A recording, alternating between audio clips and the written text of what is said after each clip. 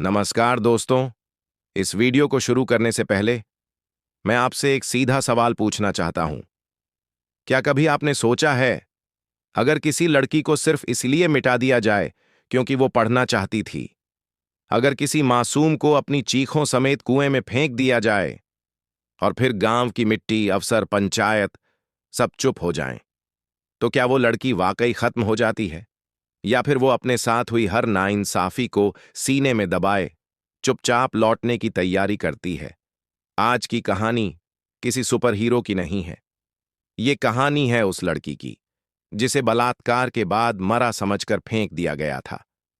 लेकिन वो मरी नहीं थी, वो सिर्फ सांस बचाकर बैठी थी, एक दिन जिलाधिकारी बनकर लौटने के लिए। जिस लड़की की चीखें हवेली के अंधेरे में गुम हो गई थीं, आज उसी लड़की की कलम ने उसी हवेली को सबूत बना दिया। और जब उसने पूछा, सबसे बड़ा जुल्म किसने किया, तो पूरे गांव की चुप्पी टूट गई। फिर जो हुआ वो सिर्फ कार्रवाई नहीं थी, वो एक ऐसी आग थी जिसने सालों से छुपे नरक को जमीन के ऊपर ला दिया। कैसे एक अकेली अफसर ने सिस्टम, सत्ता और सियासत तीनों की जड़ें हिला दीं।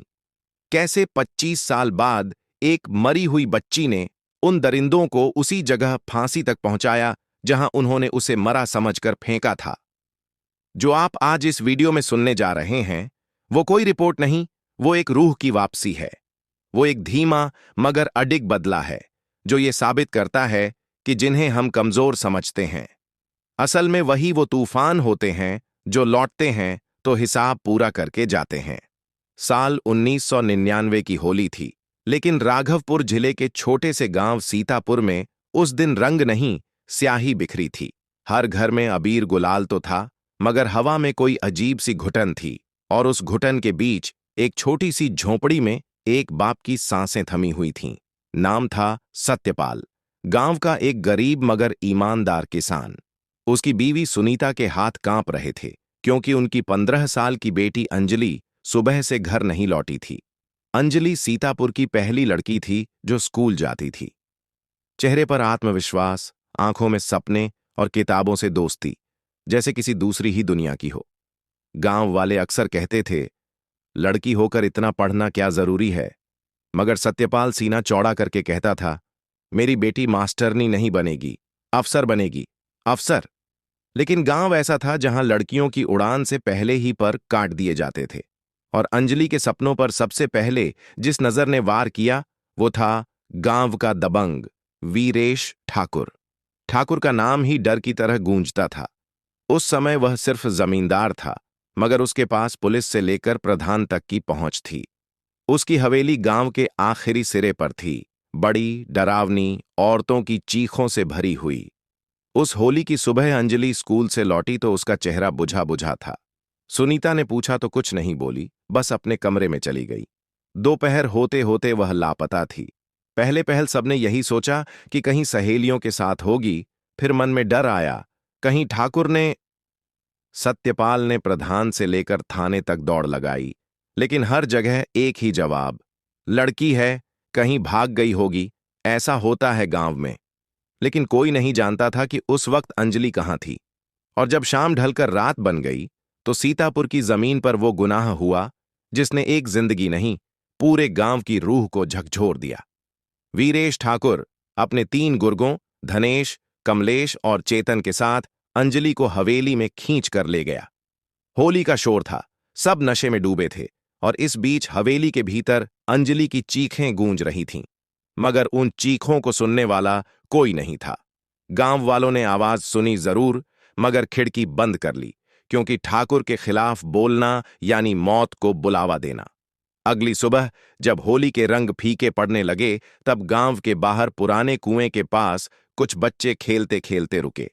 किसी ने अंदर झांका, एक कटा फटा दुपट्टा और खून से सना एक चप्पल दिखी। खबर फैली, मगर कोई अंदर नहीं झांका, क्योंकि वहां झांकने का मतलब था ठाकुर से सवाल करना, और उस वक्त सीतापुर की मिट्टी में सवाल पूछने की इजाजत नहीं थी। कुछ ही देर बाद सत्यपाल वहां पहुंचा। उसने नीचे देखा और अपनी बेटी की साड़ी का पल्लू पहचान लिया। अंजलि! एक चीख फटी और वह वहीं ढेर हो गया। गांव वालों ने उसे थामा, मगर किसी ने कुछ नहीं कहा। सबने मिलकर कुएं को बंद कर दिया। बिना शव के अंत्येष्टि हुई। पंडित ने कहा, इस जन्म में नहीं बची, अगले जन्म में अफसर बनकर आएगी। लेकिन किस्मत को शायद दूसरा ही किस्सा लिखना था। उस रात जब सब सो चुके थे और आकाश में बादल गरज रहे थे, एक बूढ़ा सन्यासी जो आसपास के इलाकों में बाबा शांतिदास के नाम से जाना जाता था, पास के जंगलों से गुजर रहा था। उस कुएं से निकलती धीमी सी कराहट ने उसके पांव रोक दिए। बाबा ने अपने झोले से एक रस्सी निकाली, मशाल जलाई और कुएं के भीतर झांका। अंधेरा था, लेकिन नीचे हलचल थी। बाबा ने रस्सी डाली और कुछ ही मिनटों में एक अधमरी बच्ची को ऊपर खींचा। चेहरा खून से सना, शरीर फटा हुआ, मगर आंखें अब भी जिंदा थीं। बेटी, कौन है तू? बाबा ने पूछा। वो कुछ नहीं बोली, बस कांपती रही। बाबा उसे अपने आश्रम शांतिधाम ले गया, जो जंगलों के बीच बसा हुआ एक छोटा सा पवित्र स्थल था। वहां कई अनाथ बच्चे, वृद्ध और बेसहारा महिलाएं रहते थे। बाबा ने बच्ची का इलाज करवाया।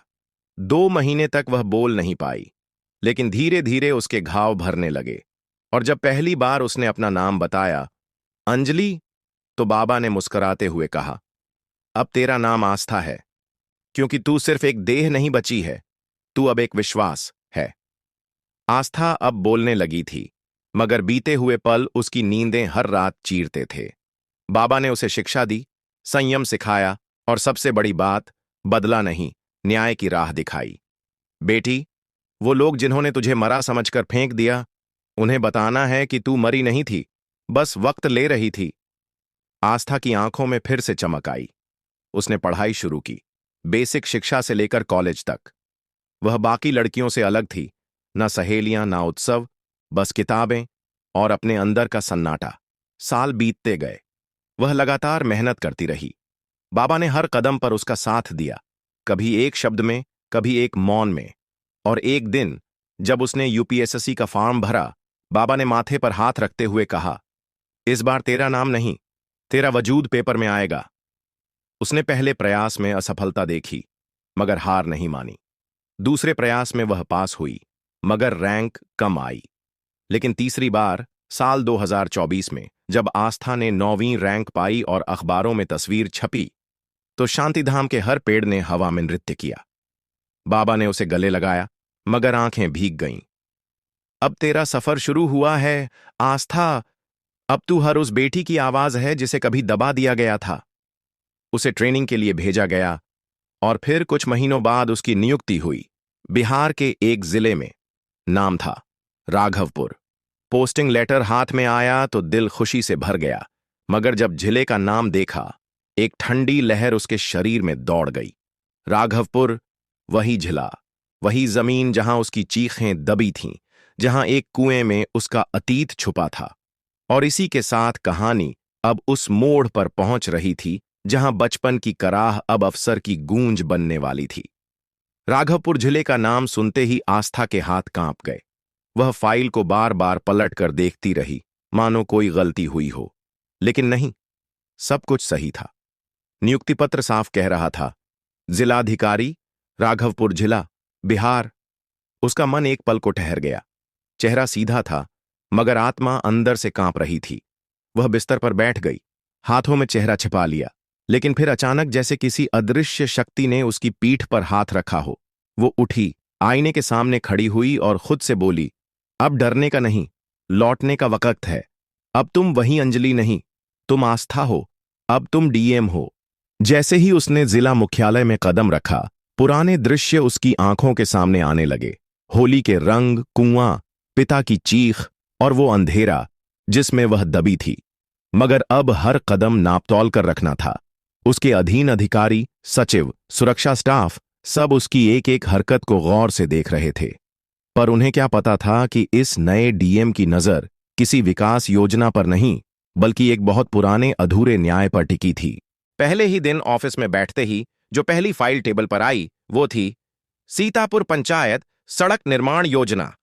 सीतापुर, ये नाम तो बरसों से उसकी रगों में तैरता रहा था। अंजलि की सांस अटक गई, आंखें फटी की फटी रह गईं। उसे लगा जैसे ये नाम हवा में गूंज रहा हो। सीतापुर, सीतापुर, सीतापुर। उसने फाइल खोली। गांव की जनसंख्या, भौगोलिक स्थिति, सड़कें, हैंडपंप, आंगनबाड़ी और एक लाइन में लिखा था, गांव में दबंग नेता वीरेश ठाकुर का प्रभाव। आस्था की आंखें वहीं जम गईं। वही नाम, वही शैतान, वही चेहरा जिसने उसकी जिंदगी की रेखा पलट दी थी। उसने बिना कुछ कहे फाइल बंद कर दी और सचिव से कहा, सीतापुर में पूरे सरकारी संसाधनों का सर्वे किया जाए। पेंशन, मनरेगा, आंगनबाड़ी, स्कूल, स्वास्थ्य केंद्र, हर चीज की सच्चाई चाहिए मुझे। 7 दिन में रिपोर्ट लानी है। सचिव ने थोड़ा हिचकते हुए पूछा, मैडम, क्या कोई विशेष कारण है? आस्था ने बिना मुस्कुराए जवाब दिया, सीतापुर मेरा अतीत है। अगले दिन से ही सर्वे की शुरुआत हो गई। अफसरों में हलचल थी। सब जानते थे कि सीतापुर जाना यानी ठाकुर वीरेश से पंगा लेना, क्योंकि अब वो सिर्फ जमींदार नहीं, एक दबंग विधायक था, सत्तारूढ़ पार्टी से। पुलिस वाले तक उसकी हवेली में सलाम ठोकते थे। पंचायत भवन में उसकी तस्वीर लगी थी। कोई अफसर उसकी हवेली में बिना अनुमति कदम नहीं रखता था। और अब नई डीएम सीधे सर्वे का आदेश दे रही थी। ठाकुर को खबर लगी तो वो भड़क गया। उसने पटना कॉल किया, मंत्री से बात की, मगर कोई मदद नहीं मिली, क्योंकि इस बार सामने एक साधारण अफसर नहीं, एक आग थी जो सब कुछ जला सकती थी। तीसरे दिन आस्था ने खुद सीतापुर गांव जाने का निर्णय लिया। सारे अफसर हैरान हो गए। मैडम, क्या आप खुद चलेंगी? आस्था ने बस इतना कहा, जब दर्द मेरा है तो इलाज भी मैं ही करूंगी। सुबह 7 बजे काफिला तैयार हुआ। सरकारी गाड़ियों का काफिला, पुलिस की टीम, कैमरे, अफसर, सब कुछ बड़े स्तर पर हो रहा था। लेकिन आस्था का चेहरा शांत था। उसने सफेद सूती साड़ी पहनी थी, बाल कसकर बंधे थे और आंखों में बरसों का इंतजार सुलग रहा था। सीतापुर गांव की सीमा में प्रवेश करते ही लोग हैरान रह गए। किसी ने सपने में भी नहीं सोचा था कि कभी कोई अफसर खुद गांव में पैर रखेगा, और वो भी डीएम मैडम। गांव के बुजुर्ग, औरतें, बच्चे सब दौड़कर देखने लगे। हवेली के पास खड़े ठाकुर के गुर्गे भी चौंक गए। वो अंदर भागे और ठाकुर को खबर दी, मालिक, डीएम खुद आ गई है। ठाकुर ने आंखें तरेरीं। अरे कौन है ये डीएम जो हवेली की तरफ बढ़ रही है? लेकिन इस बार मामला उससे बाहर जा चुका था। आस्था सीधे उस कुएं के पास पहुंची जहां एक बार उसकी रूह को फेंक दिया गया था। वो देर तक वहां खड़ी रही। आंखों से आंसू नहीं निकले, मगर उसके सीने में भूचाल था। उसने आदेश दिया, यह कुआं सील किया जाए और यहां स्मारक बनेगा, एक बेटी की वापसी का प्रतीक। गांव वाले चौंक गए, मगर कुछ समझने से पहले ही आस्था पंचायत भवन पहुंच गई। उसने सार्वजनिक जनसुनवाई का आदेश दिया। माइक लगाया गया, गांव वालों को बुलाया गया, और जब सभा शुरू हुई तो आस्था ने माइक उठाया।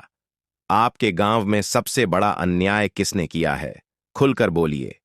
इस बार कोई डर नहीं होगा। भीड़ में सन्नाटा था। सब एक दूसरे का चेहरा देख रहे थे।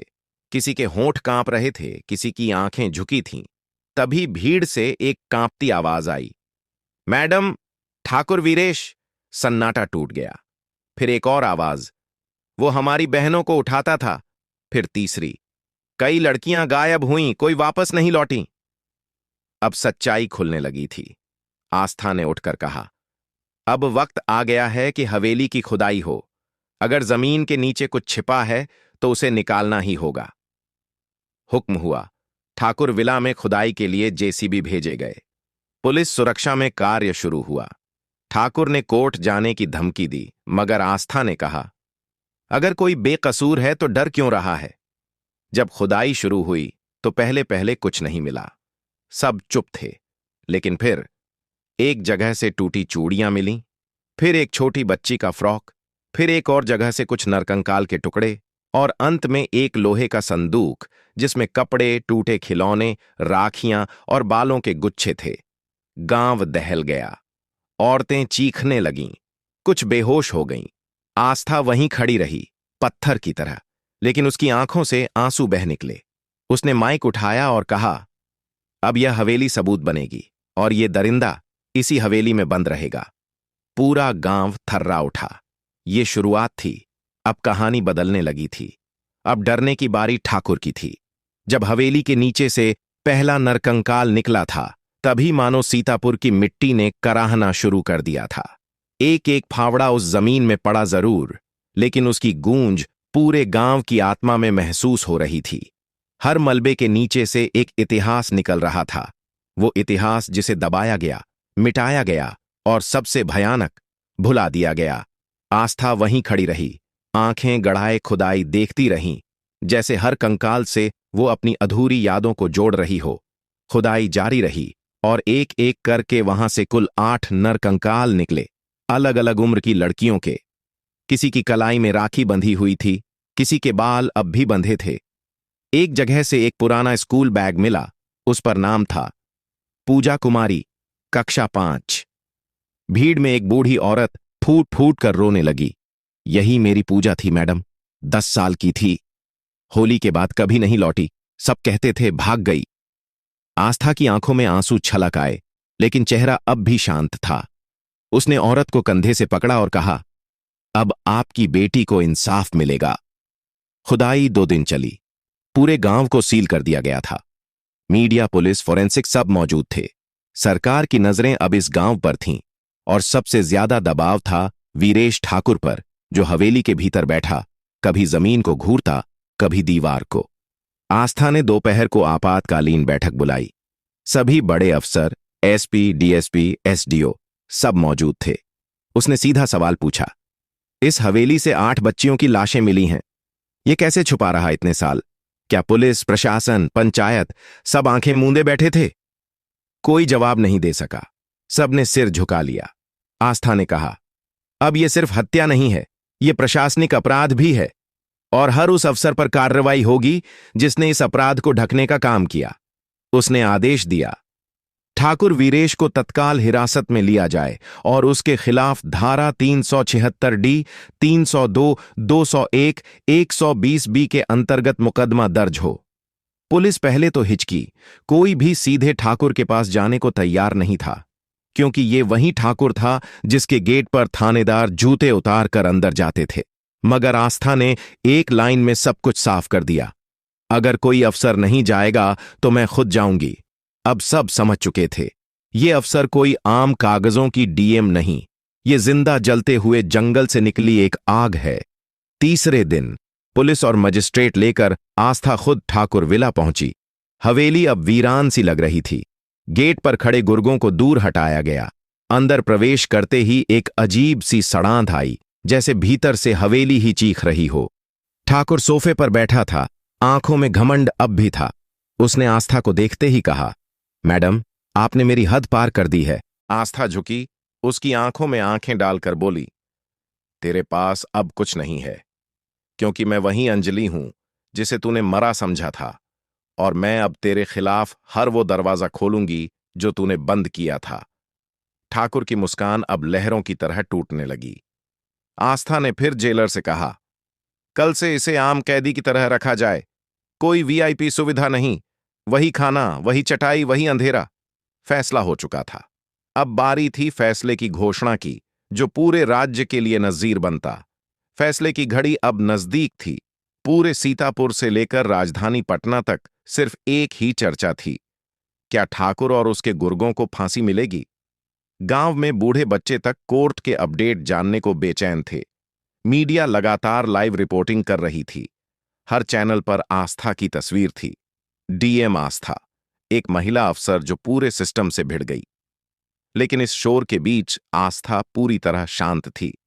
वह अब रोज सुबह 4 बजे उठती, एकांत में बैठकर पुराने केस फाइल पढ़ती, हर गवाह की कहानी खुद सुनती और रात को खुद कोर्ट के वकीलों से मिलती।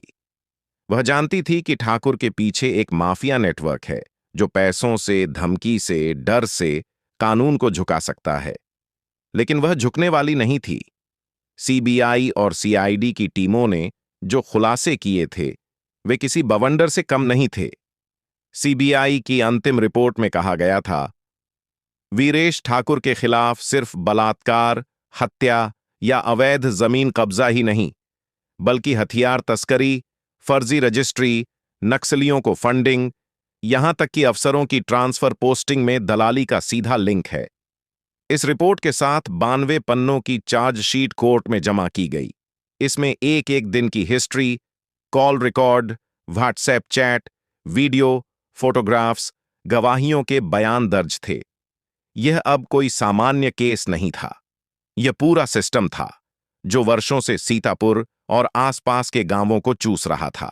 और यह सिस्टम केवल ठाकुर नहीं था। चार्जशीट में कई नाम शामिल थे। एक पूर्व डीएसपी, 2 तहसीलदार, एक रजिस्ट्रार और एक स्थानीय विधायक। इन सभी को भी जांच के घेरे में लाया गया। आस्था ने मुख्यमंत्री को फिर चिट्ठी लिखी। अगर आप वाकई इस राज्य को बदलना चाहते हैं तो इस केस में फास्ट ट्रैक कोर्ट के साथ साथ एक स्पेशल टास्क फोर्स बनाई जाए जो इन माफियाओं की संपत्ति जब्त कर सके। आदेश आया, मंजूर। अब आस्था ने गांव-गांव जाकर नुक्कड़ सभाएं शुरू करवाईं। अगर आपकी जमीन किसी दबंग ने हड़पी है, अगर किसी पुलिस वाले ने रिश्वत मांगी है, अगर आपकी बेटी के साथ अन्याय हुआ है, तो बताइए।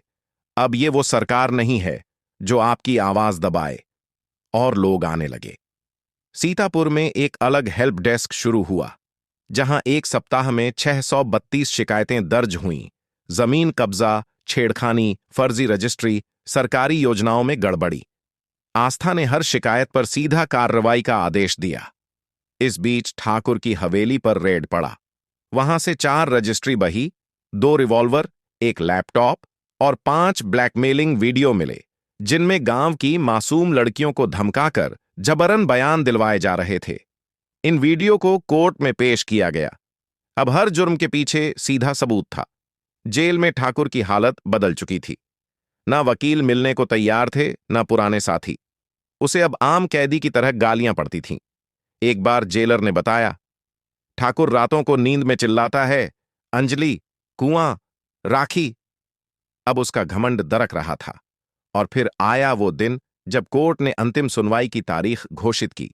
12 अगस्त को सीतापुर केस में अंतिम फैसला सुनाया जाएगा। पूरे जिले में हलचल मच गई। सीतापुर गांव में लाउडस्पीकर लगे।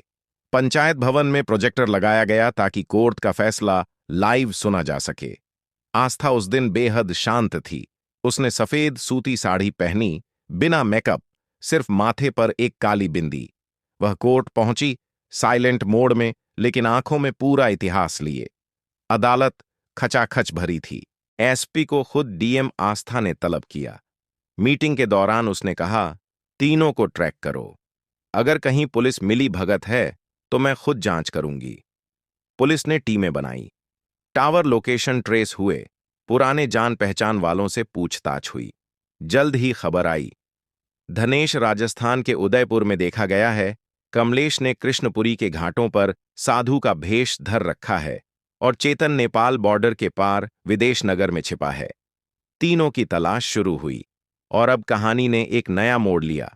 एकदम सिनेमा जैसी नहीं, बल्कि उस धरातल की तरह जिस पर भारत के गांव सांस लेते हैं। धनेश का पीछा करते हुए पुलिस टीम उदयपुर पहुंची। वहां वो एक ट्रक ड्राइवर के साथ फर्जी नाम से काम कर रहा था। एक ढाबे पर चाय पीते समय पुलिस ने उसे घेरा। पहले तो उसने भागने की कोशिश की, लेकिन जैसे ही पुलिस ने उसका नाम पुकारा, धनेश ठाकुर, वो चौंका। उसके पैर थम गए। पकड़ लिया गया। उधर कमलेश का भांडा कृष्णपुरी के घाटों पर फूटा। एक पुलिस अफसर ने बताया, वो पूरी तरह से साधु के वेश में था, भभूत लगाए, घंटी बजाते, लेकिन चुपचाप लड़कियों की तस्वीरें खींचता। मुखबिर की सूचना पर पुलिस टीम उसे पकड़कर लाई। वो झूठ बोलता रहा, मैं तो साधु हूं। लेकिन जब फोटोज, आधार कार्ड और पुराने रिकॉर्ड सामने रखे गए तो उसका नकाब उतर गया। सबसे मुश्किल था चेतन। वह नेपाल सीमा पार करके विदेश नगर के एक छोटे से इलाके में छिपा था, जहां भारतीय कानून आसानी से नहीं पहुंचता। मगर इस बार आस्था ने सीबीआई को पत्र लिखा। उसने कहा, यह मामला सिर्फ बिहार का नहीं, यह भारत की हर बेटी की लड़ाई है। मामला अंतर्राष्ट्रीय एजेंसियों तक पहुंचा। आखिरकार चेतन को नेपाली अधिकारियों की मदद से गिरफ्तार किया गया और भारत लाया गया। तीनों दरिंदों को एक साथ सीतापुर गांव लाया गया ताकि वो उसी मिट्टी में सिर झुकाएं जहां उन्होंने बेटियों की आबरू लूटी थी। आस्था ने तय किया, गांव की पंचायत के सामने इनसे गुनाह कबूल कराया जाएगा। रिकॉर्डिंग होगी, सबूत होंगे, ताकि कोर्ट में एक भी पंक्ति गुम न हो। पंचायत लगी। तीनों अपराधियों को जंजीरों में लाया गया। गांव की औरतें, जिनके आंसू अब ताकत बन चुके थे, सामने बैठीं। कुछ ने लाठी पकड़ रखी थी, कुछ ने अपने बच्चों को सीने से चिपका रखा था, जैसे कह रही हों, अब कोई हमारी बच्चियों को नहीं छू पाएगा। आस्था ने खुद मंच संभाला। कहा, तुम तीनों कबूल करो। क्या तुमने बच्चियों को अगवा किया? क्या तुमने ठाकुर के साथ मिलकर हवेली को कब्रिस्तान बनाया? हां या ना? पहले तो सब चुप, लेकिन फिर जब सामने मालती देवी आई और उसने लाठी से धरती पर वार किया, तब चेतन फूट पड़ा। हां, किया था। ठाकुर के कहने पर हम सब करते थे। कमलेश भी डर गया। हमसे गलती हुई। धनेश ने भी झुककर सिर रखा। मैंने भी भागने की कोशिश की, लेकिन अब समझ गया ये रुकने का समय है। पूरे गांव की आंखें नम थीं, लेकिन तभी एक औरत खड़ी हुई। वो थी बबली देवी, जिसकी बेटी रेनू आज भी लापता थी। उसने गुस्से में आस्था से कहा, मैडम, हमें एक दिन के लिए इनको दीजिए, हम खुद इनका हिसाब कर लेंगे। गांव की औरतें लाठी लेकर आगे बढ़ीं, लेकिन आस्था ने हाथ उठाया। नहीं, बदला गुस्से से नहीं, कानून से लिया जाएगा। ये जेल जाएंगे और वहीं सड़ेंगे। उसने पुलिस को इशारा किया। तीनों को तुरंत हिरासत में लेकर कोर्ट में पेश किया गया। उनके बयान, गवाहियां सब दर्ज हुईं।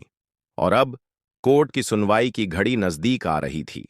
गांव में अब एक अजीब सा सन्नाटा था, ऐसा सन्नाटा जो तूफान से पहले आता है। तीनों दरिंदों, धनेश, कमलेश और चेतन, को गांव से सरेआम ले जाया गया था। उनके चेहरे पर अब ना घमंड था, ना ही हिम्मत। सीतापुर के खेतों में, जहां पहले उनकी सीटी गूंजा करती थी, वहां अब हर घास की पत्ती जैसे उनका नाम थूक रही थी। लेकिन असली युद्ध अब भी बाकी था। कोर्ट में केस दाखिल हो चुका था। फॉरेंसिक रिपोर्ट, डीएनए टेस्ट, गवाहों की रिकॉर्डिंग, खुदाई में निकले सबूत, सब इकट्ठे हो रहे थे। यह केस सिर्फ एक जिले का नहीं रहा था, अब यह पूरे राज्य के लिए एक मिसाल बनता जा रहा था। मीडिया के कैमरे दिन रात कोर्ट और सीतापुर के बीच डेरा डाले हुए थे। डीएम आस्था ने इस केस के लिए एक विशेष जांच दल गठित किया, जिसमें ईओडब्ल्यू, सीआईडी और महिला आयोग की अधिकारी भी शामिल थीं। उसका साफ आदेश था, यह सिर्फ बलात्कार का मामला नहीं है, यह माफिया का पूरा जाल है। जो भी इनके साथ जुड़ा है, नेता, अफसर, दलाल, सबका पर्दाफाश होगा। और ठीक उसी दौरान सीबीआई की रिपोर्ट आई, जिसने सबको हिलाकर रख दिया। रिपोर्ट में साफ लिखा था, वीरेश ठाकुर न केवल सीतापुर, बल्कि आसपास के 5 जिलों में अवैध हथियारों की आपूर्ति करता था। उसके हवेली से बरामद हुई एक पुरानी डायरी में कोड वर्ड में नाम लिखे थे DCMLN, और जब इसकी जांच हुई तो पता चला कि ये कोड नाम थे डीएसपी, सीओ, मंत्री, लॉ क्लर्क और नगर पालिका के लोगों के। माने पूरा सिस्टम उसके साथ मिला हुआ था। उसी डायरी में हवेली की खुदाई से निकले नरकंकालों के भी संकेत थे, जैसे R5S7P3, जिसका मतलब था रेणुका 5 साल, सीमा 7 साल, पूजा 3 साल। अब आस्था को यकीन हो चला था कि यह एक संगठित नेटवर्क था, और ठाकुर केवल उसका चेहरा था, शरीर कहीं और फैला था। सबसे चौंकाने वाला तथ्य यह था कि ठाकुर की हवेली सिर्फ एक ठिकाना नहीं थी। वहां लड़कियों को बुलाया जाता, उनका शोषण होता, वीडियो बनाए जाते और फिर ब्लैकमेलिंग होती थी। जिनकी हिम्मत जवाब दे जाती थी, उन्हें मारकर उसी हवेली की मिट्टी में मिला दिया जाता था। आस्था ने मुख्यमंत्री को पत्र लिखा, यह एक गंभीर सामाजिक आपदा है। इसके लिए हमें एक स्वतंत्र महिला सुरक्षा आयोग गठित करना चाहिए, जो न केवल इस केस की निगरानी करे, बल्कि बिहार के हर जिले में ऐसी हवेलियों की जांच करे। मुख्यमंत्री ने उसे बुलाकर मिलने का वक्त दिया। पटना सचिवालय में जब आस्था मुख्यमंत्री से मिली, तो वहां बैठे मंत्रीगण भी स्तब्ध थे। एक शांत, साधारण वेशभूषा में बैठी महिला अफसर अपने शब्दों में आग लेकर आई थी। उसने मुख्यमंत्री को सीधा कहा, अगर अब भी सरकार मौन रही, तो अगली अंजलि आपकी ही बेटी हो सकती है। मुख्यमंत्री चौंक गए, मगर यह बात उनके दिल तक पहुंची। वहीं से आदेश निकला, सीतापुर मॉडल को पूरे राज्य में लागू किया जाए, महिला थाने को अतिरिक्त अधिकार दिए जाएं, और ठाकुर केस की सुनवाई फास्ट ट्रैक कोर्ट में हो। फैसला होते ही सीतापुर में नई क्रांति शुरू हुई। आस्था ने 3 नई योजनाएं लागू कीं। 1. कन्या निकेतन योजना, हर बलात्कार पीड़िता को आवास, शिक्षा, सुरक्षा और न्याय दिलाने की व्यवस्था। 2. नारी सशक्तिकरण केंद्र, गांव-गांव में हेल्पलाइन, फील्ड काउंसलर और मुफ्त कानूनी सहायता। 3. कृषि पुनर्वास योजना, जिनकी जमीनें ठाकुर ने जबरन छीनी थीं, उन्हें वापस लौटाना और सरकारी रिकॉर्ड में सही करना। अब सीतापुर गांव एक मॉडल बन चुका था। वही गांव जो कभी डर से कांपता था, अब जाग उठा था। बच्चे स्कूल जाने लगे थे, महिलाएं पंचायत में बोलने लगी थीं, और हवेली अब एक म्यूजियम बनने जा रही थी, जहां हर दीवार एक कहानी सुनाएगी, हर कमरा गवाही देगा और हर ईंट इंसाफ की गूंज बनेगी। लेकिन एक बात अब भी बाकी थी। ठाकुर वीरेश की आंखों में अब भी घमंड की हल्की झलक थी। जेल में वो सबसे अलग बैरक में था। सुरक्षा इतनी थी जैसे कोई बड़ा नेता हो, मगर आस्था ने जब जेल अधीक्षक से रिपोर्ट मंगाई तो चौंक गई। रिपोर्ट में लिखा था, ठाकुर अब भी अंदर से फोन कर रहा है, केस पर दबाव डालने की कोशिश कर रहा है, अफसरों को धमका रहा है। आस्था खुद जेल पहुंची, सीधा ठाकुर के सेल में गई, उसके सामने खड़ी हुई और कहा, तू अब भी सोचता है कि बच जाएगा? ठाकुर मुस्कुराया, तू भूल रही है, मेरे पास नाम है, रसूख है, पैसा है। आस्था झुकी, उसकी आंखों में आंखें डालकर बोली, तेरे पास अब कुछ नहीं है, क्योंकि मैं वही अंजलि हूं जिसे तूने मरा समझा था, और मैं अब तेरे खिलाफ हर वो दरवाजा खोलूंगी जो तूने बंद किया था। ठाकुर की मुस्कान अब लहरों की तरह टूटने लगी। आस्था ने फिर जेलर से कहा, कल से इसे आम कैदी की तरह रखा जाए, कोई वीआईपी सुविधा नहीं, वही खाना, वही चटाई, वही अंधेरा। फैसला हो चुका था। अब बारी थी फैसले की घोषणा की, जो पूरे राज्य के लिए नजीर बनता। फैसले की घड़ी अब नजदीक थी। पूरे सीतापुर से लेकर राजधानी पटना तक सिर्फ एक ही चर्चा थी, क्या ठाकुर और उसके गुर्गों को फांसी मिलेगी? गांव में बूढ़े बच्चे तक कोर्ट के अपडेट जानने को बेचैन थे। मीडिया लगातार लाइव रिपोर्टिंग कर रही थी। हर चैनल पर आस्था की तस्वीर थी। डीएम आस्था, एक महिला अफसर जो पूरे सिस्टम से भिड़ गई। लेकिन इस शोर के बीच आस्था पूरी तरह शांत थी। वह अब रोज सुबह 4 बजे उठती, एकांत में बैठकर पुराने केस फाइल पढ़ती, हर गवाह की कहानी खुद सुनती और रात को खुद कोर्ट के वकीलों से मिलती। वह जानती थी कि ठाकुर के पीछे एक माफिया नेटवर्क है, जो पैसों से, धमकी से, डर से कानून को झुका सकता है। लेकिन वह झुकने वाली नहीं थी। सीबीआई और सीआईडी की टीमों ने जो खुलासे किए थे, वे किसी बवंडर से कम नहीं थे।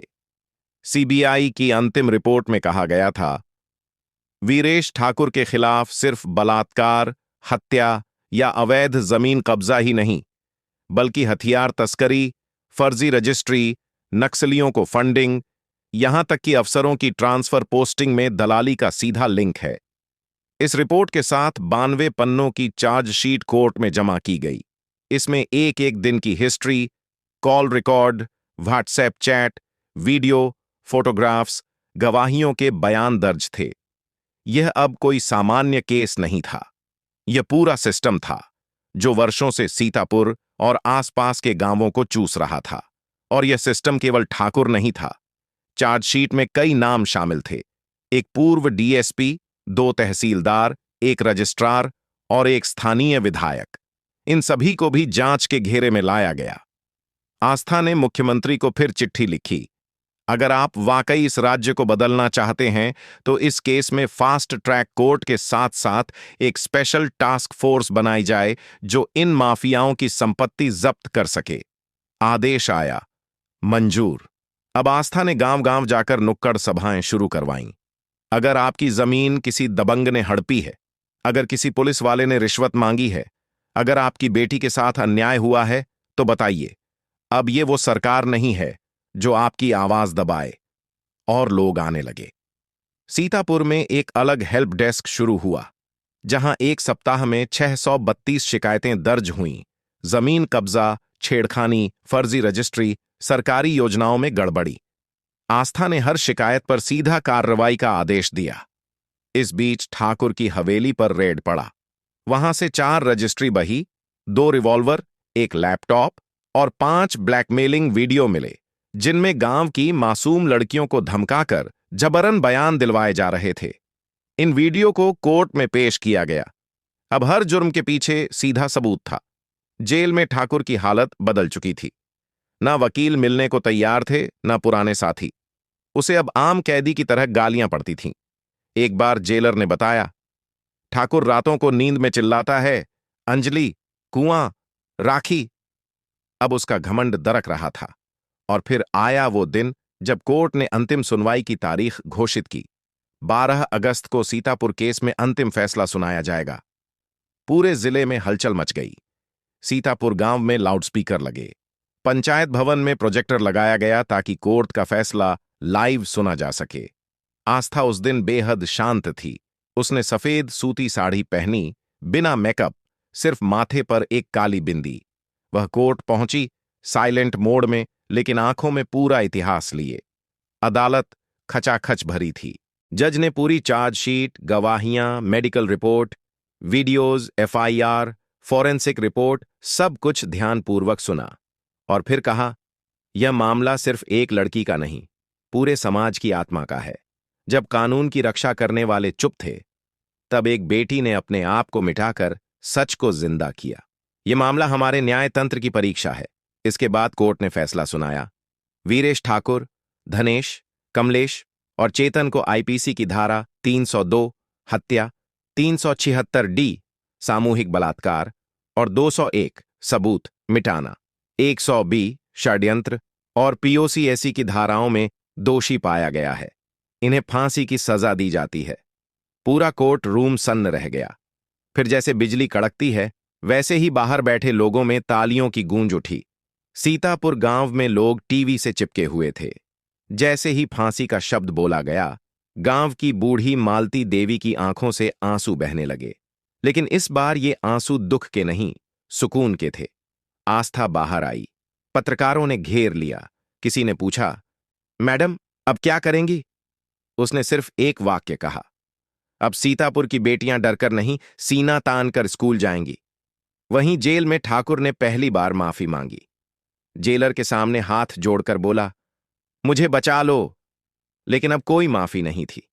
यह समाज की आत्मा का फैसला था। 12 अगस्त की सुबह राघवपुर जिले की जेल के बाहर जैसे समय थम गया था। पूरे राज्य से पत्रकार, सामाजिक कार्यकर्ता, अफसर और आम जनता जुटे हुए थे। दीवारों पर सन्नाटा था, लेकिन हर आंख एक ही सवाल पूछ रही थी, आज वो दरिंदा सच में फांसी चढ़ेगा? आस्था भी जेल पहुंची थी। गेट के पास खड़ी थी, चुपचाप। उसके चेहरे पर कोई खुशी नहीं थी, न कोई गर्व, बस एक ठहराव था, जैसे आत्मा के किसी कोने में कोई अनसुलझा भार रख दिया हो। आज वो पल सामने था, जिसके लिए वह जिंदा रही थी। लेकिन उसे कोई उत्सव नहीं चाहिए था। उसे सिर्फ न्याय चाहिए था, और वो अब आने वाला था। जेल का जल्लाद अपनी तैयारी कर चुका था। काली टोपी, रस्सी और आखिरी घंटा, सब कागजी प्रक्रिया पूरी हो चुकी थी। ठाकुर, धनेश, कमलेश और चेतन को उनके सेल से निकालकर क्रमशः मौत की कतार में लाया गया। वे अब कांप रहे थे। कल तक जो गांव की बेटियों को कांपता देखकर हंसते थे, आज खुद थर थर कांप रहे थे। ठाकुर ने एक आखिरी बार आसमान की तरफ देखा, लेकिन वहां कुछ नहीं था। कोई भगवान, कोई आसरा, कोई शक्ति नहीं, सिर्फ खालीपन। फांसी से ठीक एक रात पहले आस्था खुद जेल आई थी। वो चाहती थी कि फैसला पढ़ा जाए, आंखों में आंखें डालकर। ठाकुर की आंखों में अब भी डर नहीं था, बल्कि एक अजीब सी खामोशी थी, जैसे अब भी यकीन नहीं था कि ये सब सच हो रहा है। आस्था उसके सामने खड़ी हुई और बोली, पहचाना? ठाकुर की पुतलियां फैल गईं।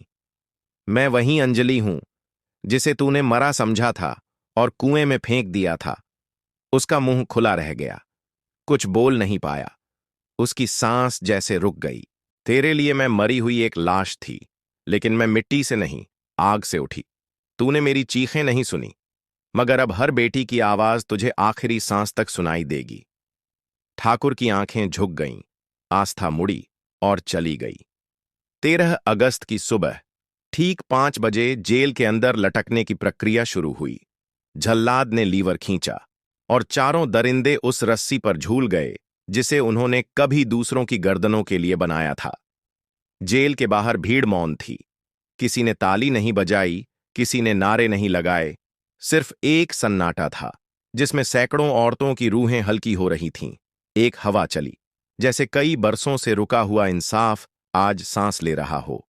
उसी दोपहर आस्था सीतापुर गांव पहुंची।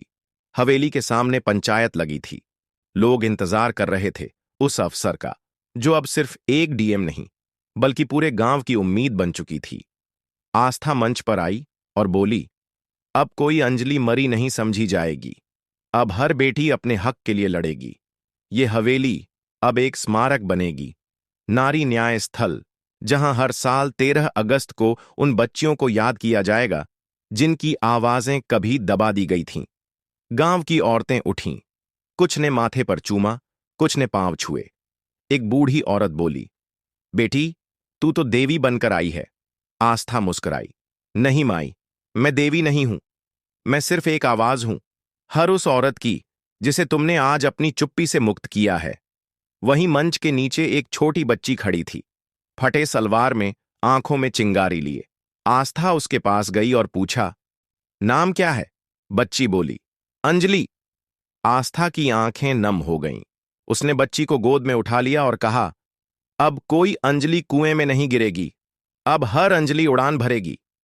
फिर गांव में ढोल नहीं बजे, मिठाइयां नहीं बटीं, मगर एक क्रांति शुरू हो गई। पंचायत में पहली बार एक महिला मुखिया बनी, स्कूल में लड़कियों की संख्या दोगुनी हुई और सीतापुर के हर घर की दीवार पर एक पंक्ति लिख दी गई, अब डर की कोई जगह नहीं, अब अंजलि लौट आई है। और इस तरह उस गांव में जहां एक मासूम लड़की की चीख दबा दी गई थी, वहीं अब हर बेटी की आवाज गूंजने लगी। और जहां कभी हवेली के नीचे लाशें दबी थीं, अब वहां फूल खिलने लगे थे। गुलाब नहीं, गुलाबी हिम्मत के।